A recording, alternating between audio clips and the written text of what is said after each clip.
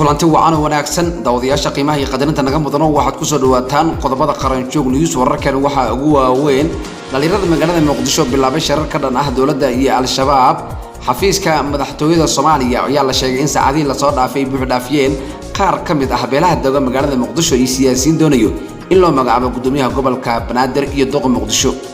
hab casri ah oo dawladda federaalka Soomaaliya si fudud uga ogaan karto shabaabka ku dhex jiro oo la soo bandhigay maxaa ka soo baxay kulanka Axmed Madoobe iyo taliyaha Itoobiyaanka ee Amnison warbixin ayaan idinkaga haynaa wararka naga soo gaaraya magaalada Muqdisho ayaa sheegaya in dowladka magaalada lagu dilay 3 qofood oo shacab ah kadib markii lagu risaasiyay gaariga saarnaayeen gudoomiyaha xisbiga wadajir Abdiraxmaan Cabdishakuur Warsame ayaa maanta shir jiraad ku qabtay magaalada Muqdisho ayaa dowladda federaalka Soomaaliya ku yeediyay inaysan siyaasad cad aysan ka lahayn la dagaalanka al-shabaab maraykanka uu wafdi culus u soo diray Muqdisho lana kulmay ra'iisul wasaare Khayre inta waxay ahaayeen qodobada wararkeena ugu door karoon imankana u diyaar garooba warkeeniyo dhameystiran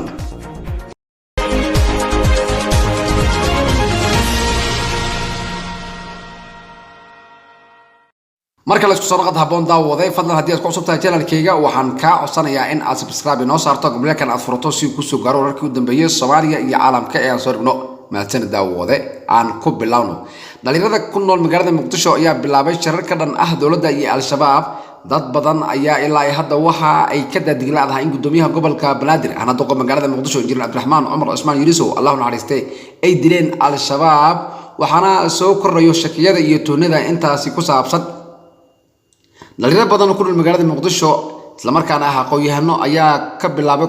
kulamo arintaasi ay dhibaatooyinka ka jira ee dabcan Muqdisho ay ka biyadiidayaan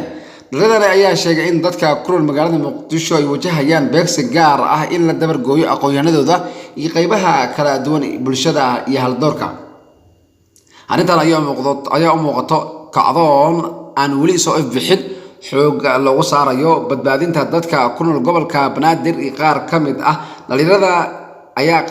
qaranjoog news oo u sheegay in kulankoodii uu yahay mid haatan lagu badbaadinayo haldoorka isla markaana looga hortagayo wararada al-shabaab ka ah iyo damaca dawladda gobolka Banaadir iyo waxqabadka la'aanta dawladda Muqdisho sida ay hadalka u dhigeen kulamadani ka socdo goobo gaar ah ay ku yaal magaalada Muqdisho waxa abaabulayo barayaasha jaamacadaha iskuulada kuwaas oo doonayo in ay dabaqab loo sameeyo dadka magaalada Muqdisho sida gaarka ah loogu beegsado sida inoo sheegeen odayaasha siyaasiyiinta iyo xubnaha dawladda ku jiro ayay sheegeen in ay wax ka waayeen balse ay u dulqaadan kareenin wixii ka dambeeyo sida ay inoo sheegeen Muqdisho waxa ka jira musiibooyin u gaar ah oo ay ku dhinteen dad badan oo indhaha bulshada ah oo dadkaasi Soomaaliyeed waxaana ugu dambeeyay gudoomiyaha gobolka Banaadir ahna Doqa magaalada Muqdisho injineer Abdiraxmaan Cumar Cusmaan Yarisow xafiiska madaxtooyada Soomaaliya ayaa la sheegay in saacadii la soo dhaafay buux dhaafiyeen qaar ka mid ah beelaha degan magaalada Muqdisho iyo siyaasiyiin doonaya in loo magacaabo gudoomiyaha gobolka Banaadir ahna Doqa Muqdisho ilaa 7 qof oo siyaasiyiin ah isla markaana hadda ka tirsan dawladda federaalka Soomaaliya ayaa qaarkood laga qabtay CV-ga waxaana ay la kulmeen mas'uuliyiin ka tirsan dawladda federaalka Soomaaliya ay kala hadleen arintaasi qaranjoog news ayaa heshay magacyada qaar ka mid ah xubnaha doonayo inay noqdaan gudoomiyaha gobolka Banaadir kuwaas oo qaarkood rajo wanaagsan ka qabo xilkaas dadka ay ogaatay qaranjoog news ee doonayo in loo magacaabo gudoomiyaha gobolka Banaadir Doqa Muqdisho ayaa waxay kala yihiin Yuusuf Cabdi Garre Yuusuf Jaale agaasimaha hay'adda dawlista saadaasha hawada oo shaqada ku waayay shaqo joojin uu ku sameeyay wasiir Omar balse ninkan waxa ay aad iskugu dhow yihiin madaxweynaha Soomaaliya Maxamed Cabdullaahi Farmaajo Yuusuf Jaale ayaa wajahayo kaliya diidmada Khayre kaga timaado waligood heshiis ma aysan noqon Ahmed Washington oo ah maarayaha dekedda magaalada Muqdisho ayaa sidoo kale ka mid ah xubnaha xilkaasi raadinayo isla markaana rajo wanaagsan ka qaba in loo magacaabo gudoomiyaha gobolka Banaadir Doqa Muqdisho Washington waxay saaxiibo dhow yihiin ra'iisul wasaaraha Soomaaliya Xasan Cali Khayre sidoo kale iskuma xuma madaxweynaha Soomaaliya Maxamed Cabdullaahi Farmaajo waxaana is yaqaaniin muddo ku dhawaad 40 sano ka badan waana shakhsiga ugu rajada wanaagsan Ali Gacal waa agaasimaha wasaaradda gaadiidka Soomaaliya waxaana uu ka tirsan yahay shakhsiyaadka rajada ka qaba in loo magacaabo booska gudoomiye Yarisow. Cali Galgacal waxaa xilkaani loo magacaabo dalbaday beesha uu ka soo jeedo Injineer Yarisow, sidoo kalena sheegay in xubnaha ka tirsan dowladda federaalka Soomaaliya ay haatanba kala hadlayaan sidii xilka loogu dhibi lahaa. Omar Qaanso waa gudoomiyihii hore degmada Wadajir ee gobolka Banaadir, waxaana la sheegay in ninkaani sidoo kale ay dalbadeen in xilkaani loo magacaabo beesha uu ka soo jeedo gudoomiye Yarisow. Cumar Dhagay oo ahaan jiray gudoomiyaha guddiga doorashooyinka waxa uu ka mid yahay shakhsiyaadka aadka ugu dadaalayo isla markaana hami ka qaba in xilkaani beesha uu ka soo jeedana. Cumar Dhagay waxa ay ka cabanaysaa in weerarka xarunta gobolka Banaadir ay ku waayeen dadkii ugu badnaa, ayna doonayaan in ay gobolka ay wax ka qabtaan. Salaad Cali Jeelle oo ah la taliye sare kana tirsan madaxtooyada Soomaaliya, sidoo kalena soo noqday wasiir ku-xigeenka gaashaandhigga Soomaaliya. Salaad waxa uu ka tirsan yahay shakhsiyaadka raadinaya xilkaasi. Cabdi Jino waa gudoomiyihii hore ee gobolka Shabeellaha Dhexe, waxa uu Soomaaliya uu ka doonayaa in xilkan uu qabto, waana saaxiibka ugu dhow madaxweynaha Soomaaliya, waxaana la sheegay in uu ka tirsan yahay shakhsiyaadka xilkan raadinayo. Salaad Cali Jeelle iyo Cabdi Jino rajo weyn kama qabaan xilkaani sababtoo ah saami qaybsiga beelaha ayaa waxa ay ku imaanaysaa qalad, waxayna ay leeyihiin kursiga wasiirka amniga Soomaaliya oo aan suurtagal ahayn in xilkaani laga qaado. Madaxweynaha Soomaaliya ayaa dhinaca kale qaabilay qaar ka mid ah beelaha dego gobolka Banaadir, waxaana la sheegay in uu qaarkooda kala hadlay qorshihiisa ku aadan magacaabista gudoomiyaha gobolka Banaadir ahna duqa magaalada Muqdisho. Xogayihii hore joogtada ayaa xafiiska ra'iisul wasaaraha Soomaaliya Cabdisalaan Salwa ayaa soo jeediyay hab casri ah dowladda Soomaaliya ay u ogaan karto shakhsiyaadka dowladda ka tirsan ee xiriirka la sameeyo Al-Shabaab. Salwa ayaa taladaani soo jeediyay isagoo tixraacayo in ay meel sare gaartay cabsida ku aadan in xubnaha ka tirsan dowladda Soomaaliya ay Al-Shabaab u fududeeyaan weerarada ka geystaan Soomaaliya. Mas'uulkani ayaa ugu horreynba soo jeediyay in baaritaan lagu sameeyo saraakiisha amniga iyo mas'uuliyiinta kale ee xiriirka ay la leeyihiin ururka Al-Shabaab iyadoona la marsiinayo hab casri ah. Salwa ayaa dowladda Soomaaliya ugu baaqay in ay xiriir degdeg ah la sameeyso Mareykanka iyo dowladaha reer galbeedka si looga caawiyo baaritaankani, waxaana uu sheegay in baaritaankani noocan oo kale ah loogu talagalay in loo adeegsado aaladda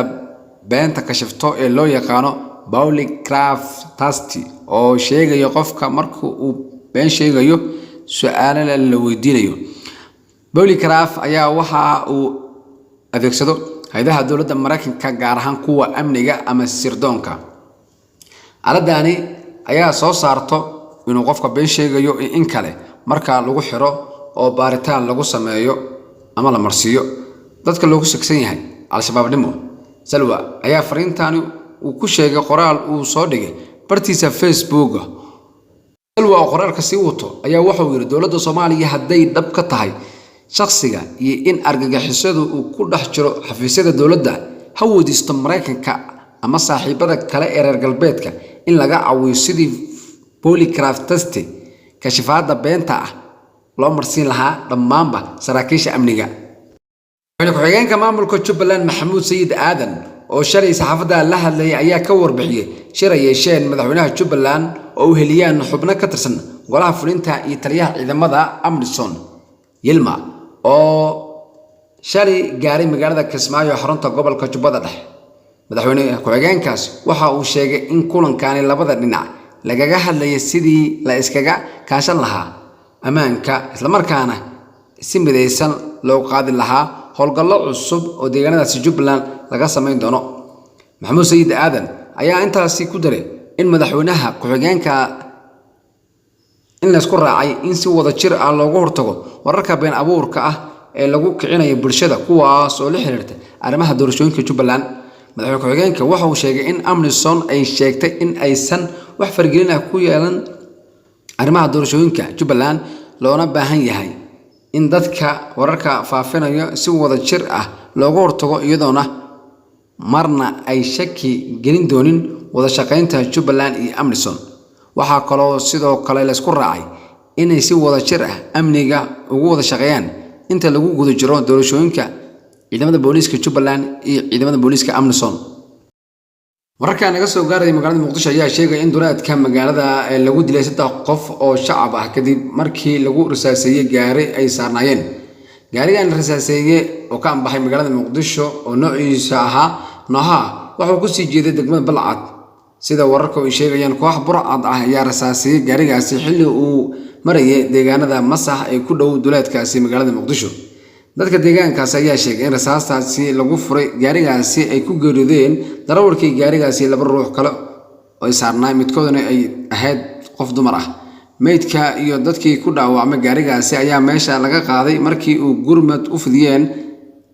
qaar ka mid ah shacabka degmadaasi Balcad iyo ehelada dadkii rasaastaasi ku waxyeeloobay. Maamulka degmada Balcad ee Hirshabelle weli kama aysan hadin dadka ku dhintay duleedkaasi degmada Balcad. kooxihii burcadkaasi ahaa ay ka dambeeyay rasaastaasi lagu furay gaarigaasi ayaa la sheegay inay goobta ka baxsadeen. Dilalka noocan oo kale ah ayaa waqtiyadan dambe ku soo badanayo magaalada Muqdisho iyo duleedkeeda waxaana inta badan baxsado kooxihii ka dambeeyo falkan. gudoomiyaha xisbiga wadajir Cabdiraxmaan Cabdishakuur Warsame oo shir jilad ku qabtay magaalada Muqdisho ayaa dowladda federaalka Soomaaliya ku eedeeyay inaysan siyaasad cad ka lahayn dagaalka Al-Shabaab. Cabdiraxmaan Cabdishakuur Warsame ayaa dowladda Soomaaliya ku eedeeyay in shaqadeeda dhan ay ku soo koobmatay burburinta maamul goboleedyada sidoo hadalka u dhigay. dhanka kale Cabdiraxmaan ayaa tilmaamay in Al-Shabaab ay ku milmeen hay'adaha dawliga gaar ahaan kuwa amniga iyo hay'adaha dakhliga. Al-Shabaab waxay ku milmeen hay'adaha amniga iyo kuwa dakhliga Muqdisho waxayna canshuur ahaanba ugu helaan 20 ilaa 30 milyan ayuu yiri Cabdiraxmaan Cabdishakuur. Cabdiraxmaan ayaa sidoo kale xusay in Al-Shabaab ay canshuur ka qaadaan qarxi ka dhacay xarunta gobolka Banaadir uu dhaawac ka soo gaaray una geeriyooday gudoomiyaha gobolka Banaadir ahna duqa magaalada Muqdisho injineer Cabdiraxmaan Omar Usmaan Yariso taasoo cadeen u ah in meesha ugu dambeynta ay beegsadeen Al-Shabaab ayna jiraan dad hawshaasi u fududeeya. Ra'iisul Wasaaraha Soomaaliya Xasan Cali Kheyre ayaa maanta magaalada Muqdisho kulan kula yeeshay ku-xigeenka xogayaha arrimaha dibadda Mareykanka dhanka siyaasadda David Hale ee Muqdisho soo gaaray. kulankaasi ayaa wada qaatay ra'iisul wasaaraha iyo ku-xigeenka xogayaha arrimaha dibadda Mareykanka dhanka siyaasadda ayaa looga hadlay deynta cafinta ah la dagaalanka argagixisada iyo dhismaha ciidamada qaranka dowladda Soomaaliya. David Hale oo dowladda ku amaanay dadaalada horumarinta dalka iyo ra'iisul wasaaraha Kheyre ugu mahadceliyay soo dhaweyntiisa ballaaran sida wadida horumarka la sameeyay dib u habeynta dhaqaalaha waxay awood u sii doontaa Soomaaliya in ay sanadka xiga gasho barnaamijka deynta cafinta. Arrintaasi oo ah mid ahmiyad sare u leh labadeena dal waxaan ka wada hadalnay howlgalka wadajirka ay socdo ayay ku lug leeyihiin Soomaaliya iyo Midowga Afrika